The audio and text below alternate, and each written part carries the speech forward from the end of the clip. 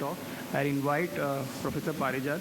He's been my teacher. He's a name and authority in ROP, and he'll be speaking on VR surgery in retinopathy of prematurity. So thank you, Dr. Shaurya, for inviting me to this course. And it's a pleasure to see you all here in Calcutta. So I'll be talking about vitreoretinal surgery in some cases I'd like to show you and some basic concepts. So we understand that the benefits of early ROP surgery. You want to operate when there's an early TRD, and you don't want to wait till the TRD is progressed, is bleeding. Why? So you want to operate in cases like this where the TRD is low, where there's less peripheral TRD, it's easy to remove. The macula is spared, there's less neovascularization. In all these cases, you would be able to do a lens sparing surgery with easy instrument access and good traction relief. And that will really help to deal with this case. So if you want to deal with the cases like this, these are much beyond what easy stage 4 ROP surgery can be, and the outcomes can be very unpredictable. So you want to go in early. That is the key message here. Second key message here is that you want to operate both of these cases bilaterally, especially if both of them got surgery requiring stage 4A ROP in both the eyes. Why is this important? Because the most critical step is high-risk GA. You can do it in the same sitting. And earlier what we used to do, we used to operate the worse eye, and by the time we used to get to the next eye, the better eye used to become worse. So now it's better to operate both the eyes simultaneously. It helps in timely management of both the eyes and allows risk to single high-risk GA. Obviously, you have to treat the other eye like a second independent surgery, which means you have to change the gloves, change the instruments, change the fluids, and then do it. And parent counseling is obviously very important. Just the basic principle of how to do it. So there are three types of tractional forces which are actually working here. So one is the centripetal force, which is trying to create this falciform fold and is trying to pull the TRD towards the disc. So you want to relieve that. You want to relieve the vertical traction, which is trying to pull it towards the lens. And you want to remove the circumferential traction, which is trying to bring this together and create a falciform fold. So the same case I'm trying to show here. So this is a lens sparing 25G vitrectomy which is happening here. So you see this fold which is trying to form here. This vitreous band is here. First you cut that so that the macula can be freed. A localized PVD is done there. Then this traction is relieved over the TRD. So you see the bleeding is happening there just because the blood vessels are growing into the vitreous, so that is natural, that's going to bleed. So the idea is to remove all the traction. So you can easily cauterize all these bleeders. The idea is not to leave any bleeder there and wait for it to clot itself. The idea is to cauterize all of them so they don't bleed later. And now you can see all the three types of traction which I showed in the photo have been relieved, and that is the endpoint of this surgery. Here's another case which you see again. This is a 25G surgery. Now here the traction is more in zone 1. So it's a zone 1 stage 4A TRD which you see here. So you see how yellow the vitreous is looking right now. So the traction is relieved there. Here you can see fresh laser marks are there. So these are given prior to surgery, just before starting it, so that you can approach the periphery with laser effectively, which is sometimes not possible when you do it intraoperatively. So again here the posterior PVD and everything is done, and this is how it looks like at 4 weeks, and you can see the whole traction, everything is gone, and this is stable. But even this case, if you see, is much beyond what is advisable for surgery for a good outcome. Sometimes you get cases like this where you see a lot of fibrovascular fronds are stuck behind the lens. So again, you have to be very careful in this case, because if you are not careful, you can go and injure the lens, and doing lensectomy is a very bad idea in these cases. So remove the traction as much as possible. You see a lot of these vascular fronds are going behind the lens. You can dithermize all of these vessels. And once you do that, you can then easily cut all of them, and the traction will be relieved, and the TRD will fall back. So obviously it's just a superior TRD which you see here. And here, you don't need to mess too much with the thing behind the lens. Once the fibrous supply, vascular supply is cut off, that will atrophy by itself, and very small remnants will be left there. Sometimes you get cases like this where you see this is a case of lasered aggressive ROP, where you see a lot of this traction is happening in the periphery, and there's a PVD and there's a central membrane which is happening. So for posterior cases, sometimes you find that 27G vitrectomy works very nicely. Quick in and out procedure is done. And, so here we can just do posterior cutting of all this membrane, relieve it from the traction which you see on the left side. So it's good for posterior procedures, because if you try to go too much in the periphery, the instruments tend to bend, and then it might lead to some issue there. So it's better to do it if you want a very quick, small procedure, just a 10-minute in-out procedure if you do things like this in this case. So many times you will find cases which you get like this, in which you see, in this case, it's already lasered, there's extensive neovascularization, and the TRD is happening, and it's continuing to progress. So now in these cases, if you just do a vitrectomy and leave it, then there's a high chance you'll have intra-op bleeding, high chance you'll have post-op bleeding, and a very high chance that the contracture of the TRD will continue to proceed despite your surgery.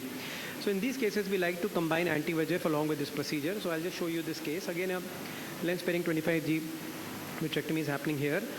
So what you see here again is that this TRD is there and the traction is being relieved. Again, you see yellow vitreous, everything is being removed here. The traction is relieved all over the TRD so that this TRD can fall back and does not progress further. And once you remove all this traction, posterior PVD is being done here. You can see the wave of fluid is going there. And then I'm just pinched it here to show you how vascular this tissue looks like and how neovascular the component is. And now the air is going in, and at the end of this surgery, I'm going to inject half dose Lucentis into this eye. So now you can see with the green tip cannula here, half dose Lucentis is going into this eye. And so this is the kind of outcome which you get. So this kind of outcome is not possible by surgery alone. This kind of outcome is not possible if you give an anti-VEGF alone, because it's going to go into a contracture. So if you combine both of them, then it works very nicely. And then you see how clean the TRD has vanished, and that is the outcome which you can achieve if you do this kind of surgery. Here's another case of aggressive ROP with macular hemorrhage. So you see this case came to us. You see already a kind of a macular pucker is happening beneath the hemorrhage. So fresh laser marks again you can see have been given just prior to surgery. You can see the loops of the aggressive ROP. All this hemorrhage is removed. And you can see this membrane. So better idea not to peel the membranes over the disc. A large TRD can happen, and physically the folds are separated. And then you can have something like this in the end, and the macula opens up because of its memory, and it turns out slightly in this case. Sometimes, what happens is that it's a stage 4B sequelae where, everything is stuck behind the lens in the periphery. Now, you cannot go through the posterior approach. So this is a clear corneal approach. And after the lensectomy, this membrane is there, which is a mixture of the posterior capsule as well as the retrolental membrane. So opening can be made in the retrolental membrane using an MBR as you see here. But you have to be very careful because all 360 degree just behind this membrane, the retina is attached. And if you create a break, the whole retina is going to balloon up here. So the idea is to make a large opening so that it does not close back again and the TRD does not continue to close. So here you can see that 360 degree TRD is there, the macula is dragged, lifted, and a shallow RD is there all around. And this is what it looks like. And finally, this is a case of stage 5 ROP. So you see, this is unfortunate that we get around 10 cases like this every week coming to RP center. All of these are potential medical legal cases. They have never been screened. So we do attempt to do surgery in some of these cases. This is a hybrid vitrectomy which you can see is happening here. So here you can see this 23G MBR goes in, through which 25G instruments go in. So this provides a snug fit as well as maneuverability of these instruments.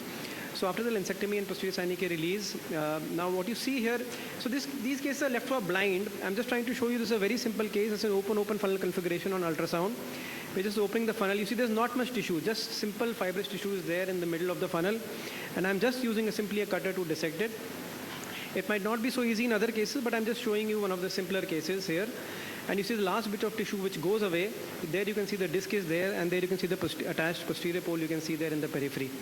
So this is how it comes like. And here you see that in the end what we do is inject air in the end, and we do closure of the ports, hydrate the ports, and sutureless closure happens. So this is what it looks like. So what I'm not trying to tell you is that stage 5 ROP has good outcomes. Stage 5 ROP has universally very poor kind of outcome. However, what I'm trying to tell you is that once you start opening the funnel, sometimes the funnel does tend to open up. For people who operate PVR D3, they know once you start peeling the center, suddenly the funnel starts to open up. Similarly, in this case, if you start to open up, it's not that every case will open up, but many cases might open up to a significant degree. And if they do open up, then it provides navigal vision to the child. It allows the child to go from this place to the toilet, and empowers the child, empowers the family, and the child is no longer dependent. So therefore, surgery should be attempted in stage 5 ROP. Although the outcome, we don't expect the child is going to read, but if he gets navigal vision, it will totally change the life of the child and the family. So thank you so much.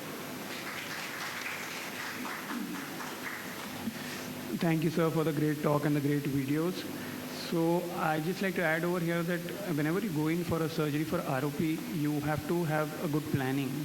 So you should do first a good clinical examination where exactly the traction is. If it's not visible, at least in ultrasound to see where, because you're going to make these ports, and these ports have to be planned beforehand. So one thing is that.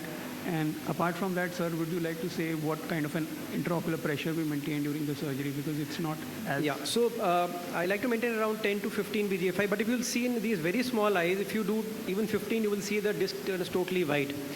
So the VGFI which we normally use for adult eyes, does not work in these very small eyes. Even at 10, you will find that the disc is totally white. So therefore, I think you have to work, if you work at very low pressure, again, it's very difficult to operate. So I like to work at around 10 to 15 millimeters of the VGFI. But what I like to do in the end of the surgery is then I like to pinch the cannula. So if you pinch the cannula, the pressure of the VGFI goes away, and then suddenly you feel that the disc pressure will come back, and a lot of bleeders will come out, which otherwise you will not see if you work under the VGFI. So that will avoid a lot of post-operative bleeding in your cases if you pinch the cannula before you close the case. Sir?